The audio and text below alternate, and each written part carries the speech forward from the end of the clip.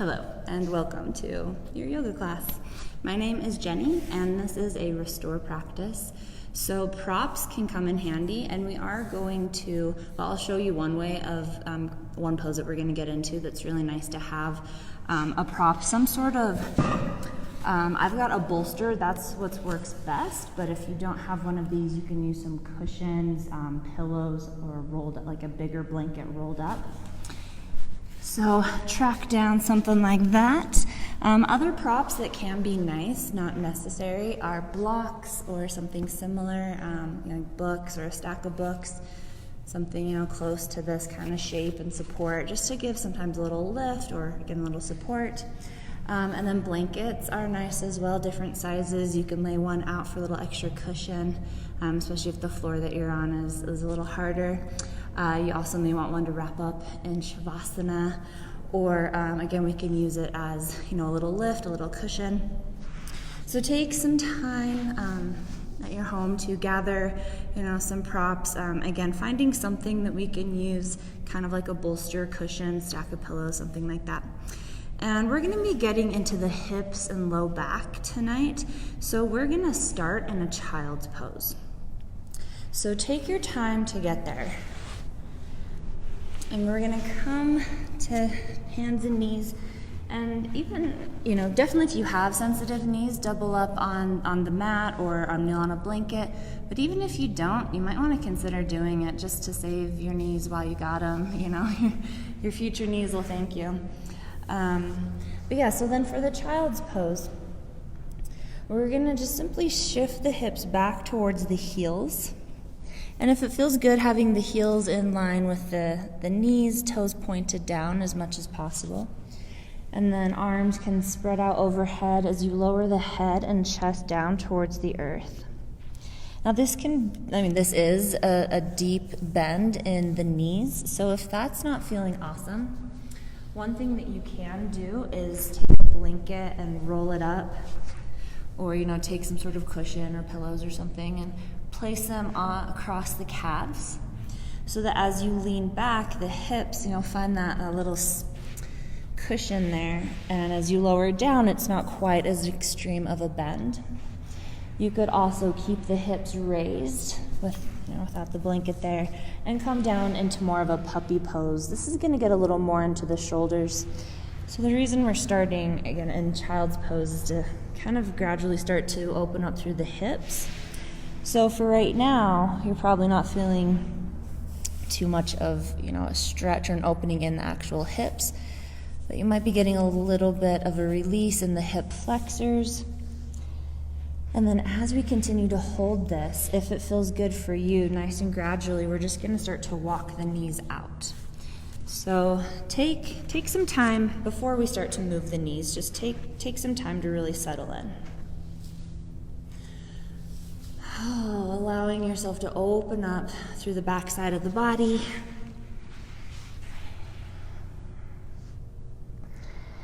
The head and chest releasing down towards the earth. And it's okay if the head doesn't touch.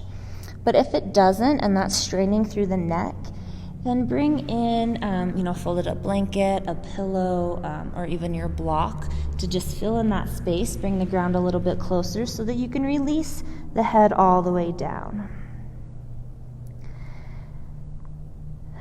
And start to focus on the breath. You may have already started to be aware of the breath if you're trying to take some deeper belly breathing, deep breaths into the belly. You're noticing that your belly may be hitting the thighs. It may be a little harder to get that full deep breath. So just kind of start to work with that, starting to notice the breath, deepen the breath, and trying to take those breaths into the belly. And that physical sensation can be part of what anchors you here in your practice.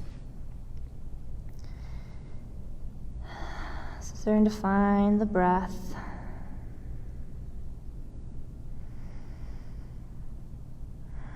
Feeling the rise and fall of the belly against the legs. And you can also play with ujjayi breathing if you'd like, finding an activation of the muscles in the back of the throat.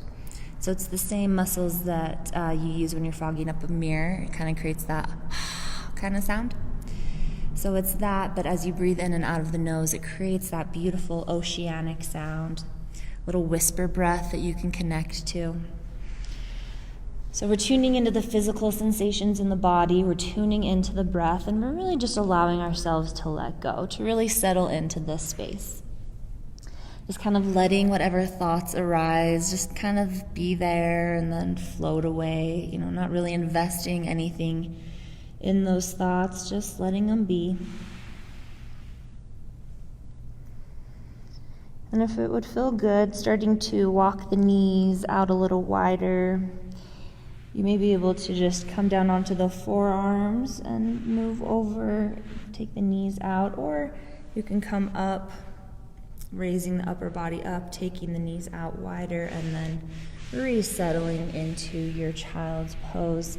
But just starting to get a little more opening through the hips, creates a little more space for the belly to drop down towards the earth. You may find a little more length through the low back, maybe a release of compression there. We're taking this nice and slow for our first pose as we just connect to the breath and check in to see how we're feeling, how we are coming to our mat today in this practice. And we really just want to tune into the body, not force anything. Everything that I say is simply suggestions. And I try to give you enough options to where you can kind of play around within your body, within your practice, to really just find what feels right for you. Your body and your intelligence, your intuition, that should be the ultimate guide of your practice. And, as teachers, we're just kind of here to hold space and to, help you come back to the present, help you come back to the breath. But it's really your journey, so you get to decide what you do when you do it. So just keep on tuning in, keep listening. Start to notice where you're feeling maybe a little different sensation. Maybe the toes or the feet are tingling. Maybe you've opened up a little more space that the body's been able to move into, or maybe you're still holding on to some tension that maybe you could take a few deep breaths, focusing on those areas and continuing to allow yourself to settle in.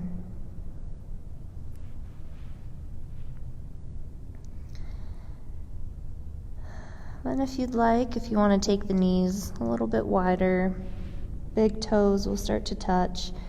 Again, you could come up onto the forearms or raise the upper body up as you move the knees out a little wider. Notice if you come off of the mat, if you need to adjust, any cushion or anything. We really want to take care of those knees.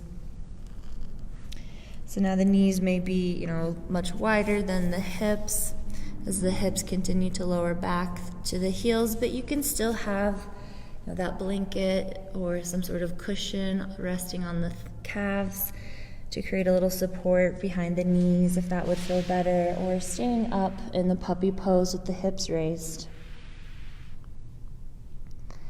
Again, if you took the knees a little bit wider, you may have noticed a little more space for the belly to drop. You may be feeling a little bit more through the low back, maybe down into the hips, into the glutes. Just continue to check in. Take a few more rounds of breath here.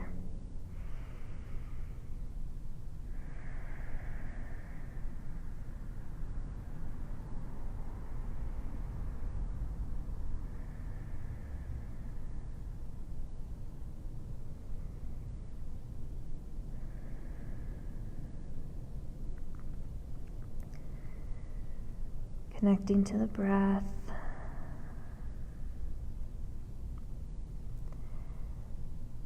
As you feel ready, we're gently going to start to come out of our child's pose. Coming up towards hands and knees, so maybe starting to walk the hands back, and if the knees were out wide, starting to walk them in. And coming up through a tabletop or through hands and knees. Just kind of taking time to find a good position for the hands where you can find a solid connection. Knees kind of underneath the hips, or maybe a little wider, a little more narrow, whatever feels better for you there. And then just take any movements that would feel good here, just kind of waking up after our kind of static hold. Maybe some circles through the hips. Maybe you take some cat-cow, finding some rounding and arching through the spine.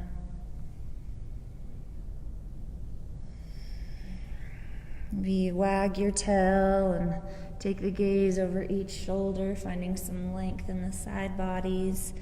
Just really tuning into the body, getting some movement through the joints.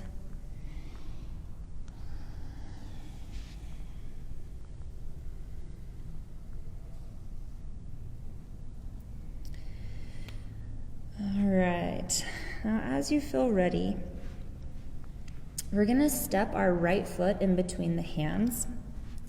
So, may take a few steps to do that. You can even use your hands to physically place that foot.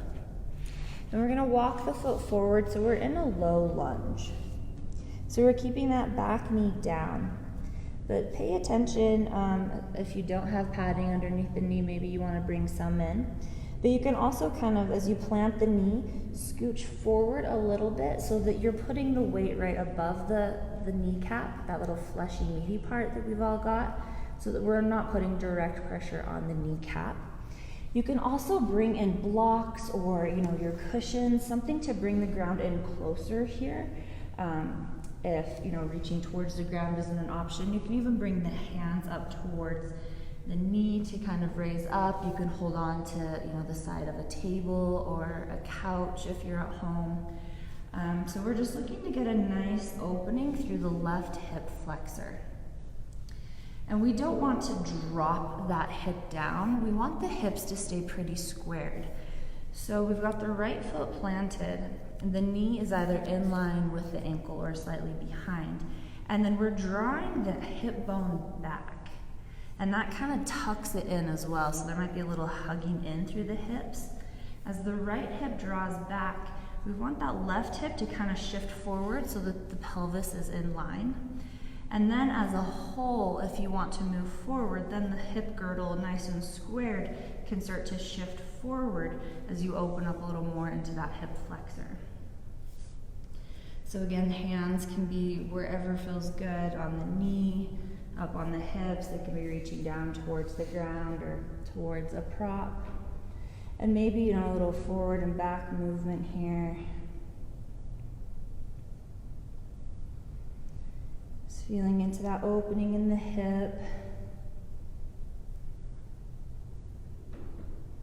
Awesome work. We won't be here for too much longer. Just a few more rounds of breath.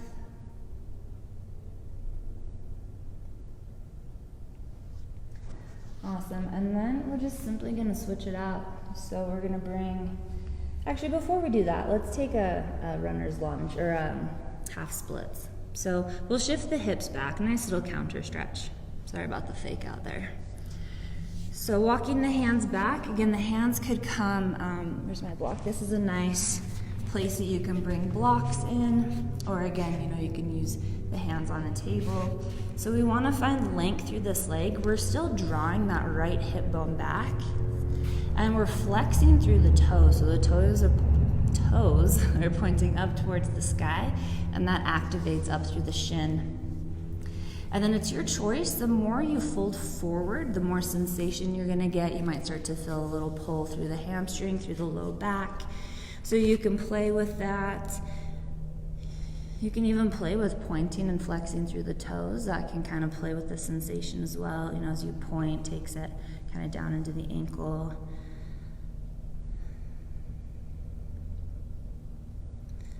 Awesome work. All right, now we're gonna switch it out. So go ahead and take that right foot all the way back. And then we're just gonna step the left foot forward. So again, taking your time, however you need to make that transition. Hands can be a great assist there to place that foot.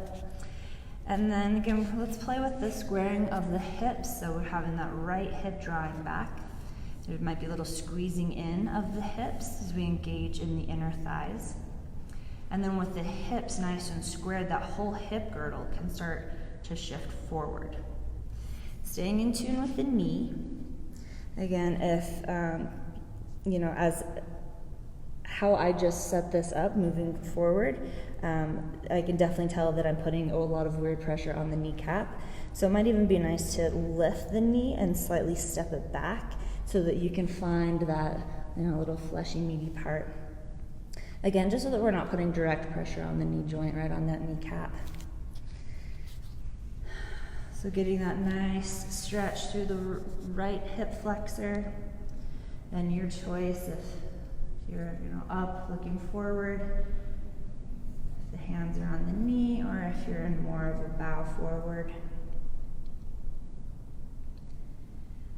And finding your breath, listening to the body.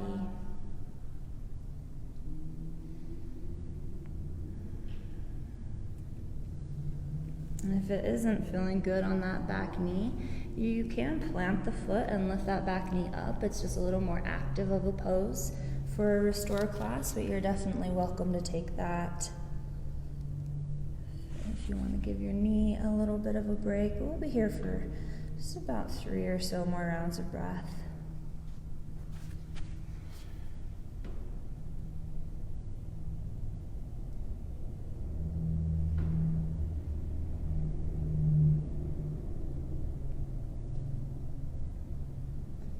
Awesome work. And then when you feel ready, we'll take it into that half lunge, or half lunge, half split.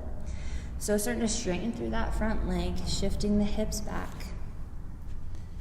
And you can choose if you want to stay upright. Hands could be on blocks, they could be on a chair, table, couch, something along those lines. You could bow it forward if that feels good. And even though the leg is straight, we're not locking out into the knees, so we want a little bit of softness there. And we want the toes to be active, so starting just having the toes flex back, pointing up towards the sky, activating through that lower leg. And then if you do choose to bow forward, just staying in tune with the sensations you start to feel through the hamstring, through the glutes, up into the low back. May even start to pull it in the neck and shoulders. You can play with pointing and flexing through the toes if you want to kind of play with some sensation there. But either way, keeping the foot, the toes nice and active, breathing, feeling into the body, just for a couple more rounds of breath.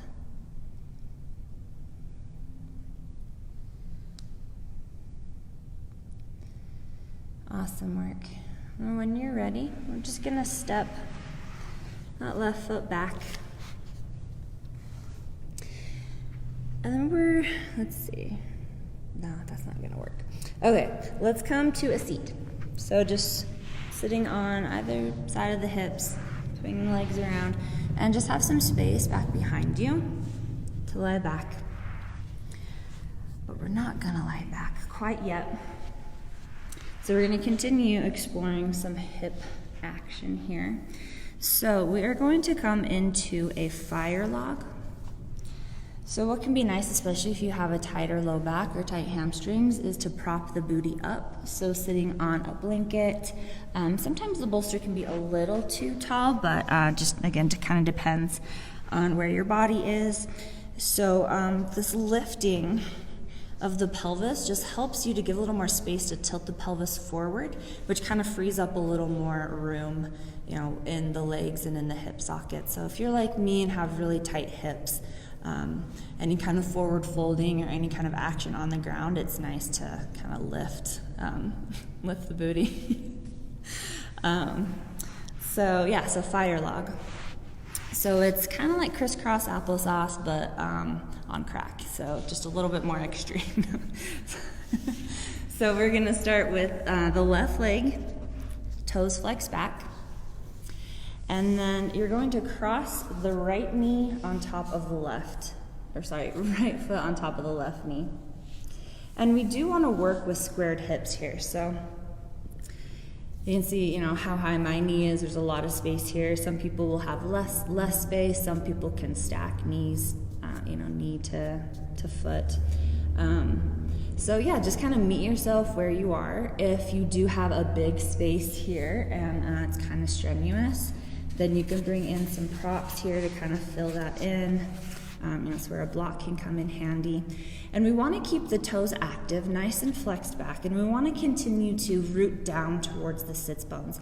That's our nice squared base. So that's really what we're focusing on. We're not worried, like how much space is here, or if you can, we're not looking to create any certain shape.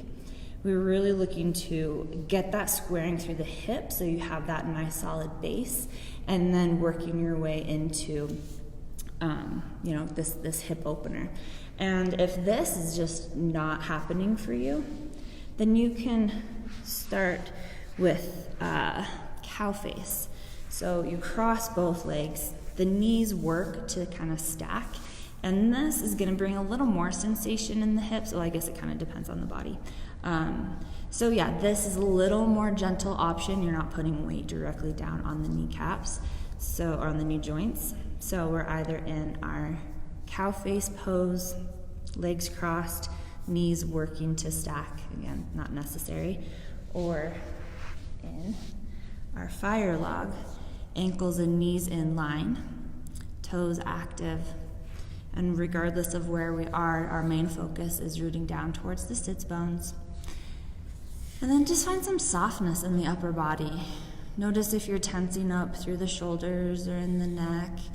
Maybe a little bit of neck action here, maybe some circles through the head, or just nodding the head yes and no, side to side.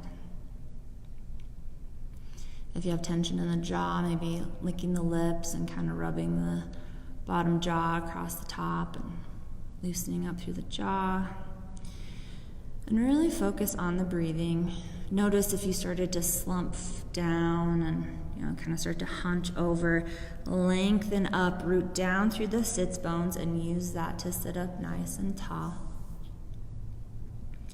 If you are, in your living room and near a couch or something or a wall, you can use that. You can sit up against the wall. That can be a nice support as well. A few more rounds of breath here.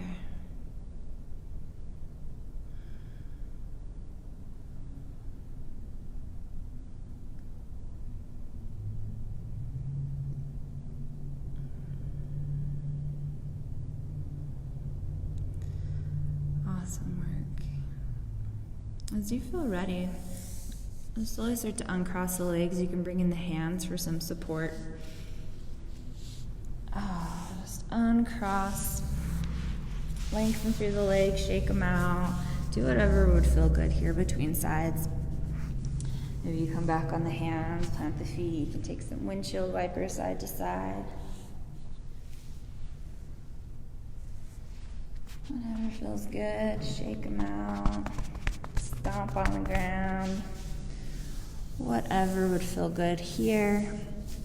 Taking your time, and then we'll just switch out to the other side.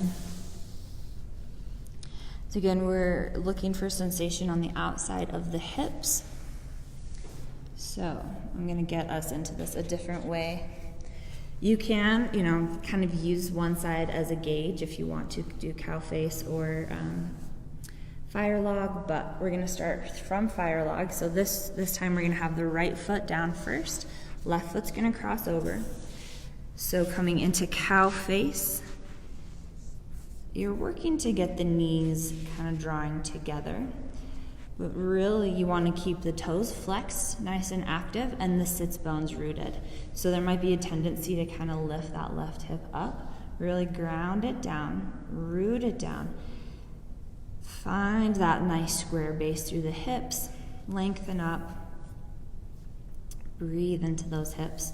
So this is one option if you want to stay in cow face, or you can take it into fire log, where it's kind of the same shape, you're just opening up through the legs a little more. So you're sliding and stacking ankles over knees. So we've got the left ankle on top of the right knee. And, again, some people might have a lot of space here. You can fill that in with props if you would like.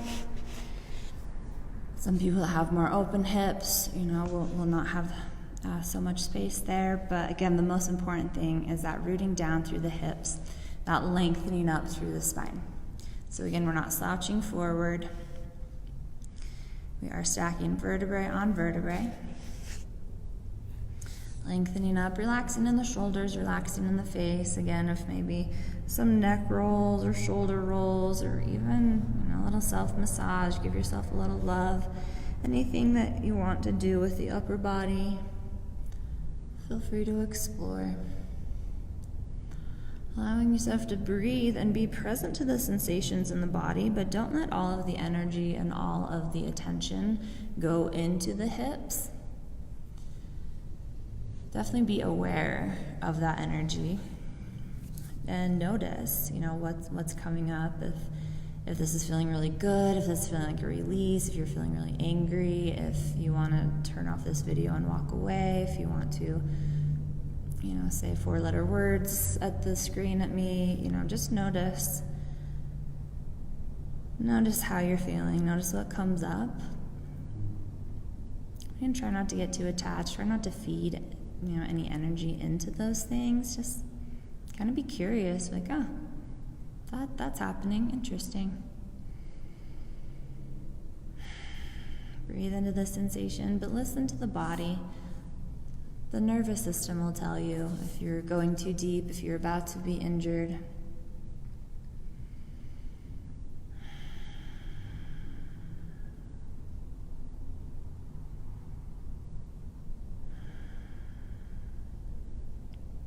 Awesome work. Whenever you feel complete on this side, then again, just use the hands if you'd like to help uncross. A little assistance there might be nice as we hold poses. Sometimes the joints can get a little stiff, or as we kind of block circulation and then re-release. Can be kind of different sensations, so just feel into that. Shake it out or stretch it out. Again, maybe if you want to take some windshield wipers. Let's actually, everyone do that. If you're sitting on a prop, go ahead and remove that, just so that you can get a nice solid connection down to the sits bones. And so you can kind of, as the knees go side to side, you may be able to start to feel as you press down into the glutes and in towards the sits bones. You might hit like a little sweet spot, or it's a massage. It's like using the ground to kind of release. So as you move the knees side to side, if you find those sweet spots, feel free to kind of explore that. It can even be nice if you want a little more pressure to kind of lift the feet up and, maybe do some circles, or just, again, just using the ground for a self-massage through the glutes, through the outer hips.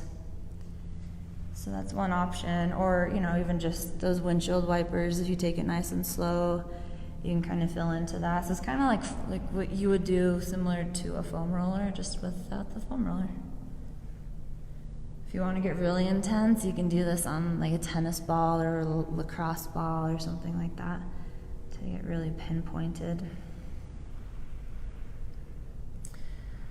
Okay, and then when you're ready, we're just going to take it all the way down to the ground.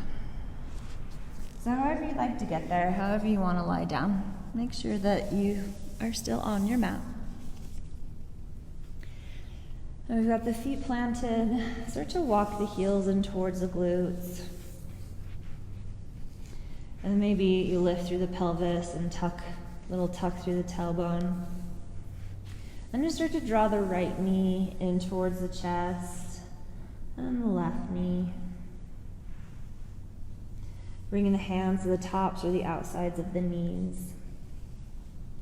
And then if it would feel good, rocking side to side, or maybe taking some circles through the knees.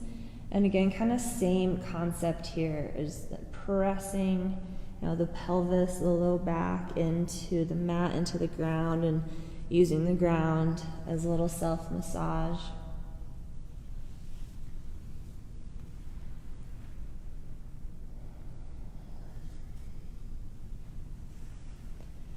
Awesome work. Making your way back towards neutral.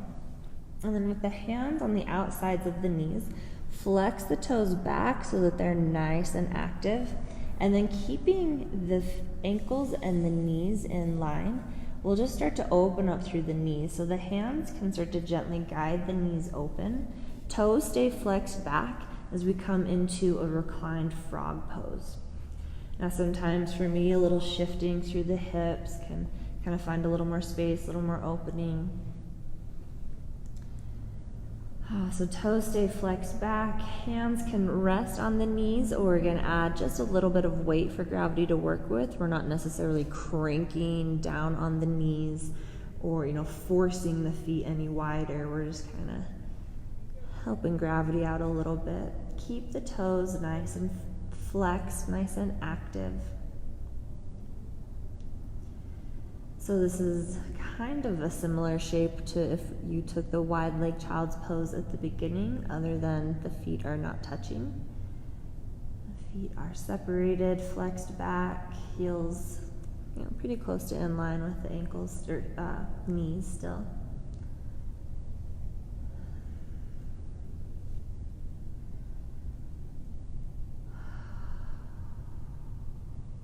Awesome.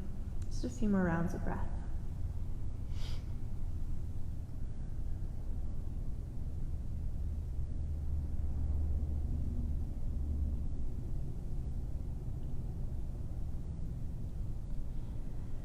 And when you're ready, we're going to take this into a happy baby. So we're keeping the toes flexed back, the knees in line with the feet. And we're going to start to draw the knees in towards the armpits, and the feet extend up towards the sky, but the knees are still bent. So feet flexed back, knees bent, knees drawing in towards armpits. And the hands can come in. They can grab behind the knees, anywhere up the legs, or they can grab the outsides of the feet, helping you to kind of drive the knees down. You lengthen through the low back, maybe even press the pelvis down. And getting opening in the hips. And if it would feel good, maybe a little rocking side to side, you could extend one leg out and then the other. Just finding whatever feels good. This pose looks really silly, but it feels really good. Just imagine a little baby playing in its crib. Channel that inner child.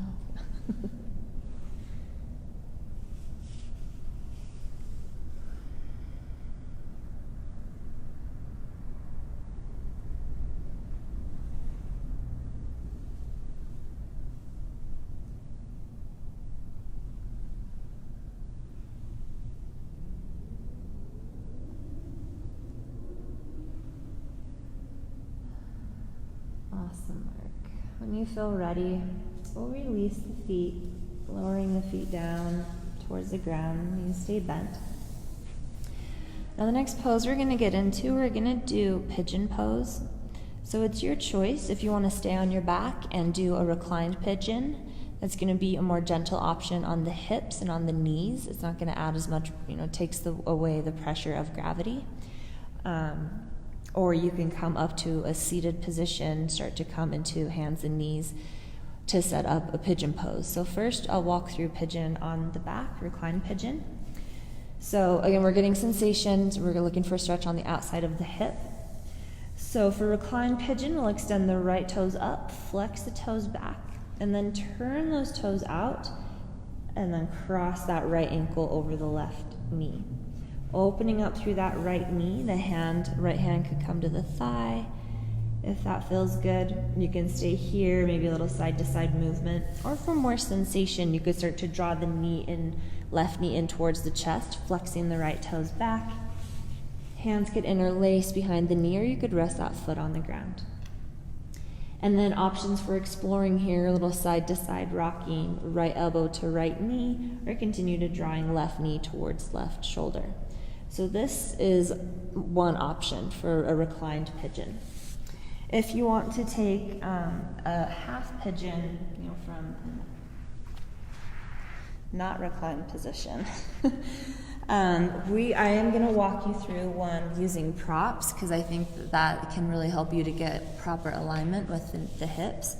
So this is where you may want to have a bolster or a cushion, some sort of like stack of pillows, or a bigger rolled up blanket, so that we can, the idea here is to create a little cushion for the whole hip girdle. So we're going to be doing our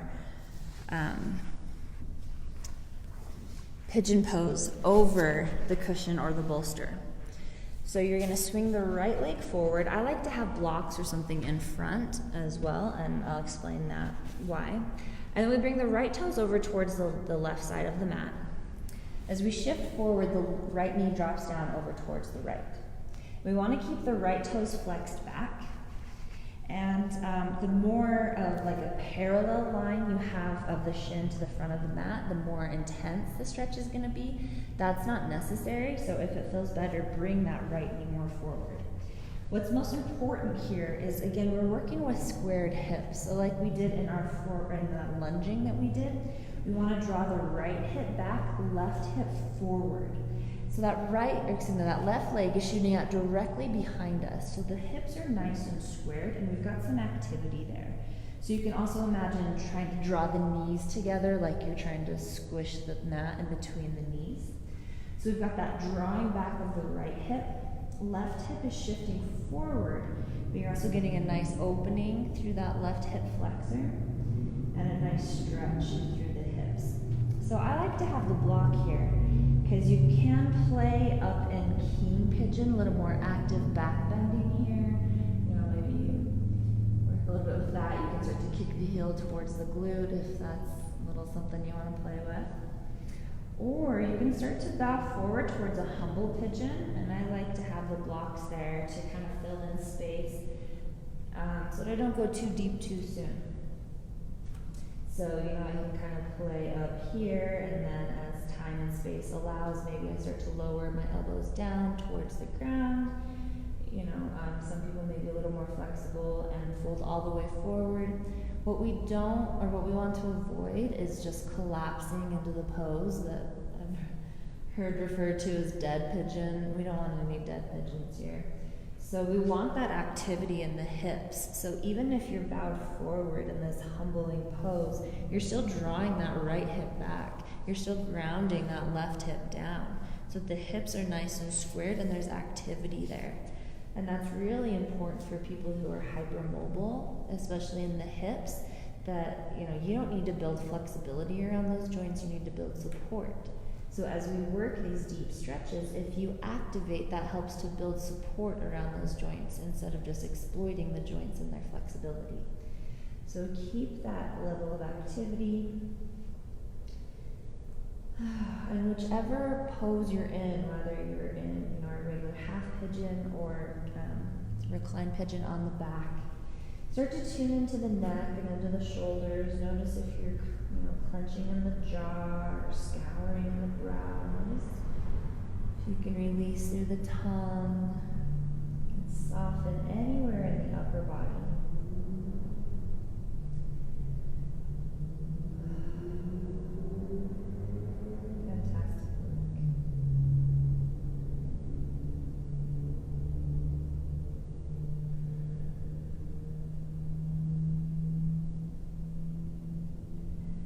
There is a lot of strength and exploration to be found in holding poses, but also, tune into the body. We don't want to hold the pose to a point, where it's causing damage, or, to where you have to hold the breath. We want to have sensation. We want to, kind of find our body's edge and play with that edge, but we don't want to push it too far. So especially as we hold poses for a long time, there's a tendency to get a release and an opportunity to maybe move a little deeper into a pose. And sometimes that's not the best choice for the body. So we want to continue to check in.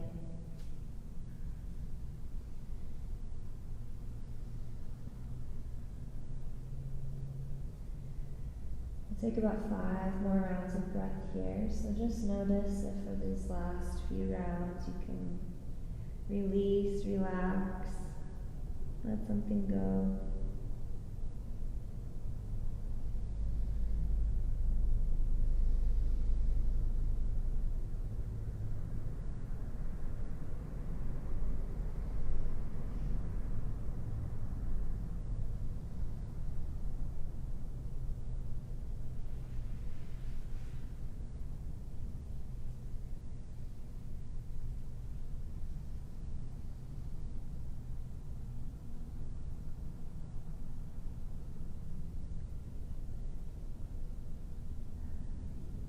And as you feel ready, releasing out of whichever pose you're in, nice and slow. And then taking any counter stretches, any counter movements between sides. So if you're up in our half pigeon, you could swing that back leg forward.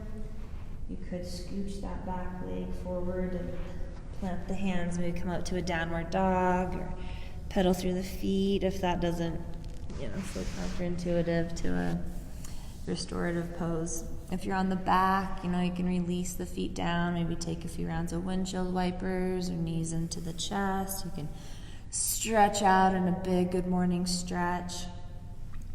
Really any movements between sides, noticing, you probably feel a difference between the left hip and the right hip. Taking as much time in between sides as you'd like, and then whenever you feel ready, starting to set up our pigeon pose on the other side. So again, you can kind of use both sides as a guideline, but don't feel like you have to do the same. If you did recline pigeon on one side, that you can't do, half pigeon on the other, or vice versa. Definitely listen to your body. So again, recline pigeon on the back. We're extending the left toes up towards the sky, flexing the toes back, getting that external rotation first, and then crossing that ankle over. Opening up through the right knee, and you've got the choices. You can keep the feet planted on the ground. The left hand could gently press that thigh open. You could start to draw the right knee towards the chest, getting more sensation in that left hip. Hands could interlace behind the knee. And then you have all those options for exploration, maybe some side-to-side rocking, left elbow to left knee gently pressing open, or gently drawing right knee towards right shoulder. So option 1 is this reclined pigeon. Option 2 is our half pigeon with the assistance of bolster, cushion, pillows, big blanket, whatever it is that you've got. So taking that left leg, swinging it over, bringing the left foot over towards the right side of the mat, and then sending the left knee over towards the left.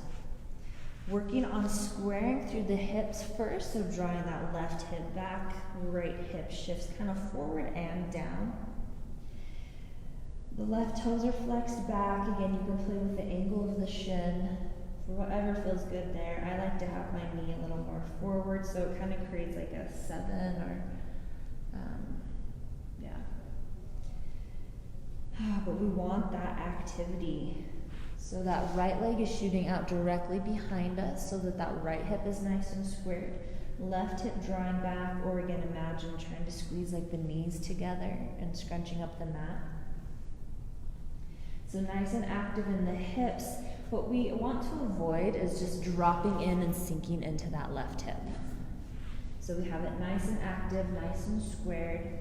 And I like to have that prop at the front just to kind of play, if you want, definitely not necessary. You can kind of play up in king pigeon, working a little more back bending. Be aware of the low back here.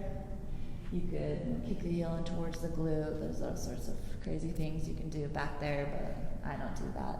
Feel free if you do.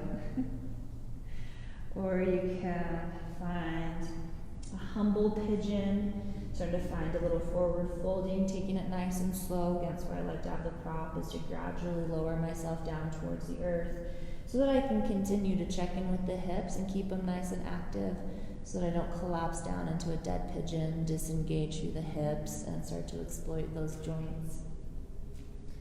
So just trying to help you safely create a little more flexibility. If that's what you're looking for, and if you have that flexibility already, again, like I said, if you're hypermobile, super flexible in the hips, then you don't need to work on flexibility. You need joint stability. So this activation is going to help with that too, help you to not exploit those joints, and just help, have a little safety net around them. Taking a few more deep rounds of breath, and just checking in with the face, the neck, the shoulders. Softening where you can. Checking in with the breath and really using the breath to work through the uncomfortability that this pose can bring up. This pose can also release some emotions or even just, hip openers in general.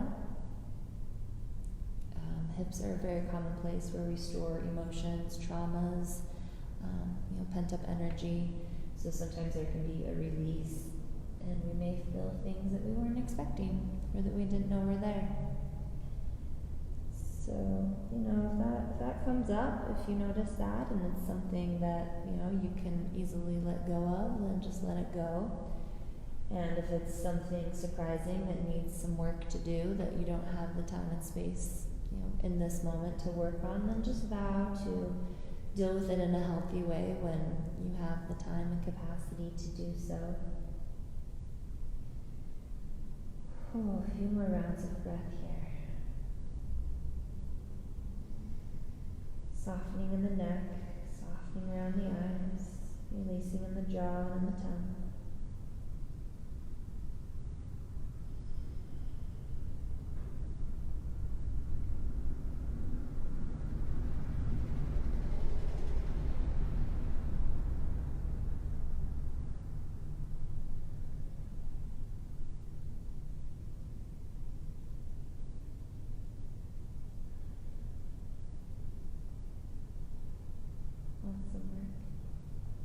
Whenever you feel ready, take your time. Just start to, as you feel complete on this side. And just gently come out of the pose, again, however works for you. Taking any counter stretches, any movements, anything that would feel fantastic right now.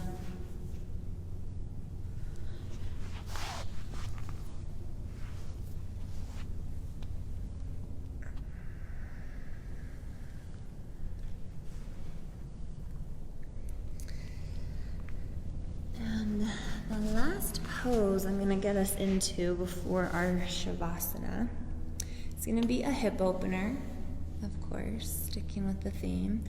It's going to be reclined cobbler's pose, and I'll show you a bunch of different ways you can do this with props. My favorite way is to combine this with a heart opener, which you can do flat on the ground. You can definitely do this without props. I'll show you ways that you can do it with props. So, without props, basically what we're doing, we're coming to the back. I want a little tuck through the tailbone, bringing the bottoms of the feet to touch and letting the knees drop open. And then a little tuck of the shoulder blades to open up through the chest. So this is kind of, the shape, kind of what we're looking for. So you're welcome to take this as is. If you have some compression in the low back, maybe bring a little more arching into the back to activate through the thoracic spine and kind of pull some of that tension out of the low back. So this is without props. If you do want to bring in some props, one nice thing to do is to support the knees. So you can do that with blocks or books, something, to kind of just fill in that space there.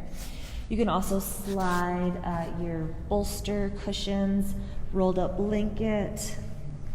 You could slide that in between the knees. Or beneath the knees for some support there. You could also lower your support to bring the feet up onto a prop so that the heels are a little more in line with the hips. That can help to bring some release to the low back. And then my favorite way to do this, like I said, is to add the heart opener. So you can do it just on the ground, opening through the chest, shoulder blades drawing back. Or you can take it a little bit further by just bringing a little lift, a little space between you and the ground for the spine. So however high you want it to be, the bolster is pretty high. You can use a cushion, again, rolled up towel or blanket, but you want it to be about the length of the spine, and if it's not, then you want to be able to bring in something to support the head. So however, you can kind of play with the arch in the low back. And so what this does is it just gives that lift in the back of the heart so that you have more space to drop the shoulders back and down. So it really opens up through the chest, opens up through the heart. And you don't need that extra lift in the back of the heart, but it can feel nice. So however you want to set this up.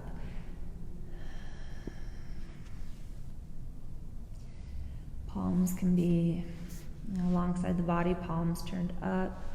They can be out, arms can be stretched out. If that feels a little too much, this is pretty exposed, just can feel pretty vulnerable. If it would feel better to have a little more containment, you can bring, one hand to the heart, one hand to the belly. You could cross the arms, grabbing opposite elbows, biceps, or shoulders. If that would feel better, feel free to, kind of bring in a little more containing. If that feels more safe, because this is definitely vulnerable. Eye on the back, hips open, heart open.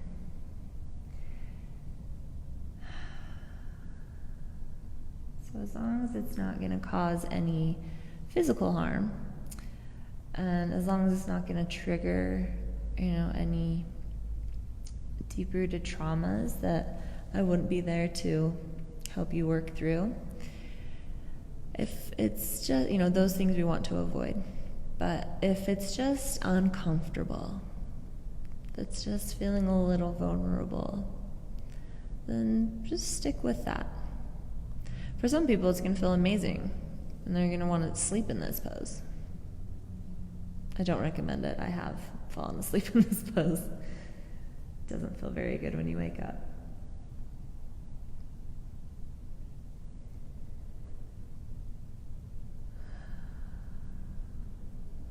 But ultimately, just find what feels good for you. Teetering that balance of pushing the limits while still staying safe. Testing ourselves.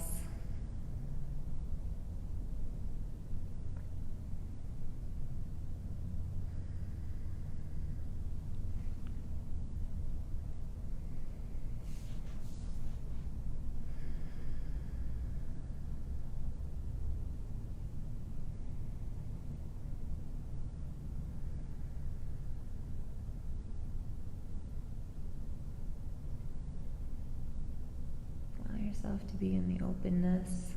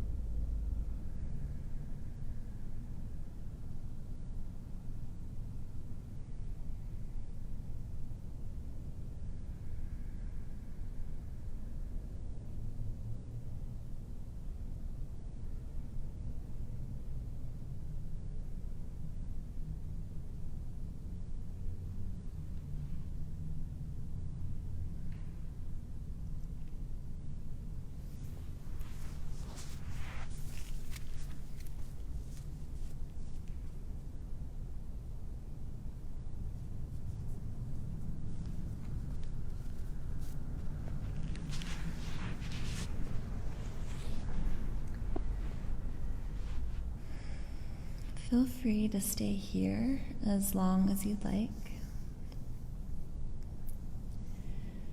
We will start to make a transition towards Shavasana, or our final pose, but you're welcome to stay here for that if this is feeling awesome. When you are ready to come out, it's nice to bring the hands to the outsides of the thighs and offer the hips a little assistance to draw the knees together. And then take as much time as you'd like to wrap up, to do any final poses, any final stretches, anything that the body's craving. Putting layers of clothes on, maybe finding a blanket to wrap up in, and then, just figuring out what position would feel best for you for your Shavasana, for your final relaxation pose. Traditional corpse pose is just on the back, palms turned up, toes turned out. If that doesn't feel awesome, a nice way to use props is to slide a bolster, cushions, some sort of rolled up blanket underneath the knees. That can help to relieve any joint pain in the knees, as well as some compression in the low back. You can use props to support you in any way, and if lying on the back isn't gonna be awesome for you right now, then lie on your side, lie on your belly. You could take another child's pose like how we started. You could even come to a seated meditation or take a seat in a chair or on your couch. But we take this time at the end of every yoga practice to take a shavasana, some sort of representation of this surrendering that is necessary on our mats and off our mats, but is something that is super hard to do. So our yoga practice gives us the opportunity to practice surrender.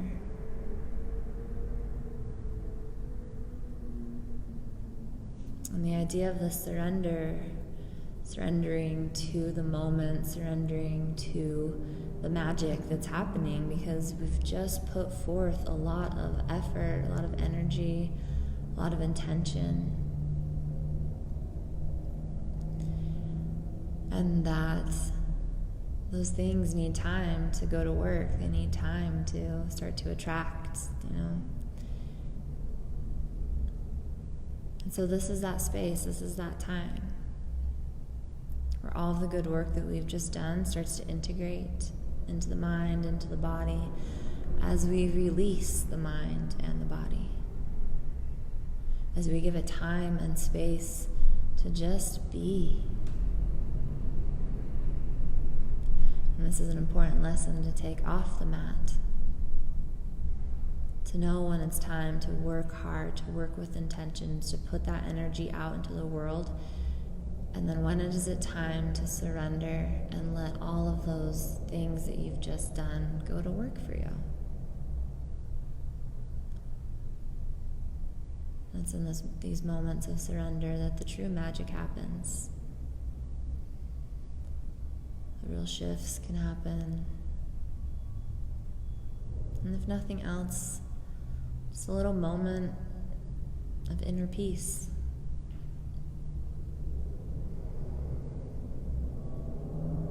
Releasing the breath, releasing the body.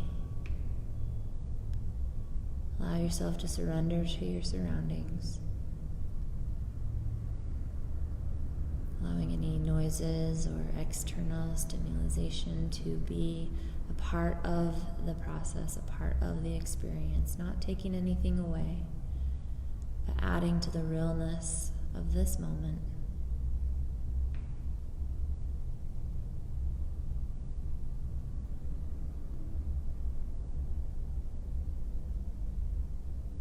Allowing everything and everyone as they are right now to just be.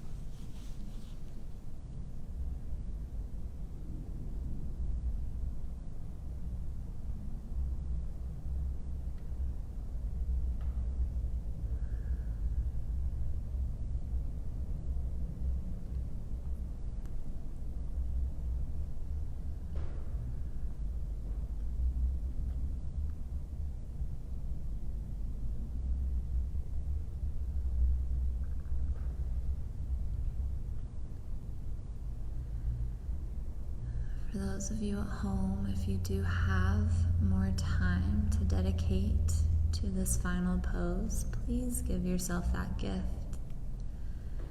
At least 5 more minutes, if not upwards to 20.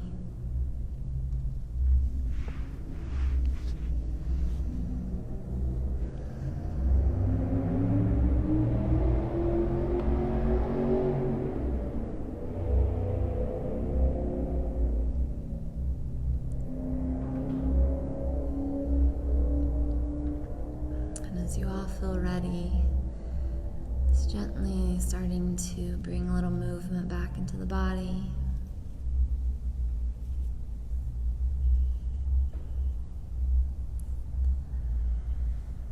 If you're lying down, gently starting to roll over to one side of the body if you're not already there.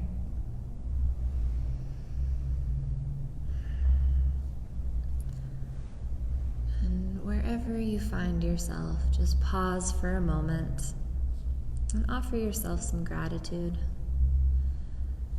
Gratitude for taking this time to step on your mat, to put in the work, to move, breathe, and connect, and to just be.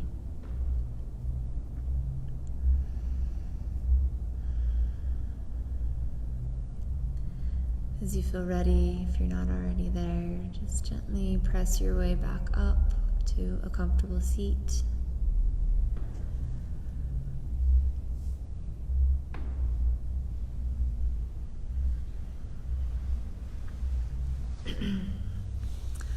I'll invite you to bring the hands to heart center or take any other meaningful gesture with the hands. Thank you so much for allowing me to share this beautiful yoga practice with you this evening. I hope that you enjoyed it. I hope you have a fantastic rest of your day. I see you, I honor you, and I bow to you. Namaste.